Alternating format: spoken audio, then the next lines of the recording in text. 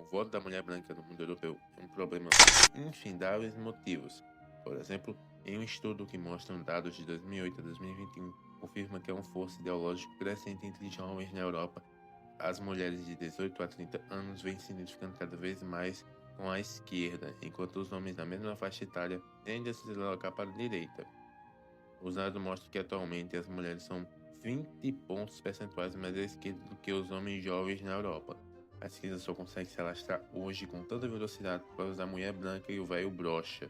Isso acontece por causa de décadas de propaganda ideológica, especialmente a partir dos anos 60 e 70, com a consolidação dos movimentos culturais progressistas no Ocidente. Os movimentos sempre se iniciam por homem. Afinal, o homem em toda a história foi completamente descartável durante séculos, principalmente entre a Idade Média e o início da Era Moderna.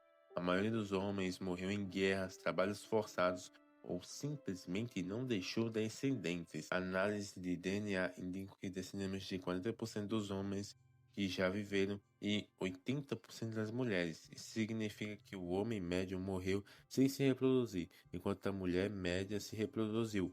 Bom, o progressismo teve seus primeiros teóricos entre o século XIX e início do século XX, com autores como Marx e Engels. Entretanto, a época em que o progressismo se alastrou na Europa foi particularmente interessante. A Segunda Revolução Industrial, seguida do avanço educacional feminino no início do século XX, entre 1900 e 1950, as mulheres começaram a frequentar universidades, conquistar direitos civis e ocupar cargos de influência.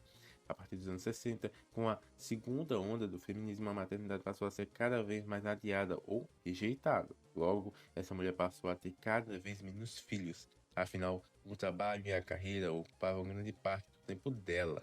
Junte isso ao custo de vida ficando cada vez mais caro, que em países como Alemanha, França e Itália, a taxa de natalidade começou a cair drasticamente a partir das próximas décadas. A energia que antes já era destinada para movimentos políticos, militantes e revoltas culturais se intensificaram. Claro, algumas até que justificáveis. Entretanto, após o fim da Guerra Fria em 1991, o mundo entrou em um longo período de relativa estabilidade geopolítica.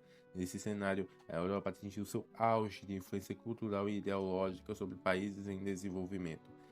Sem grandes inimigos externos, as pautas sociais tornaram-se cada vez mais internas e fragmentadas.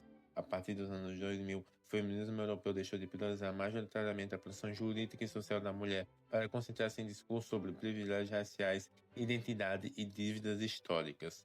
Como muitos europeus já não aceitavam trabalhos de baixa remuneração, a solução adotada pelos governos foi a imigração desde a década de 60. O resultado a longo prazo foi o aumento de tensão social, da criminalidade e do choque cultural e do enfraquecimento de identidades nacionais construídas ao longo de séculos.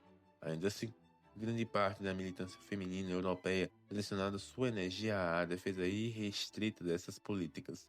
A empatia feminina, biologicamente vantajosa para a produção da prole, torna-se um problema quando é aplicada de forma acrítica a causas abstratas sem considerar as consequências estruturais para a própria sociedade.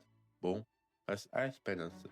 Talvez as mulheres tenham começado a guiar para a direita, porque os homens já fizeram isso e não vão voltar mais.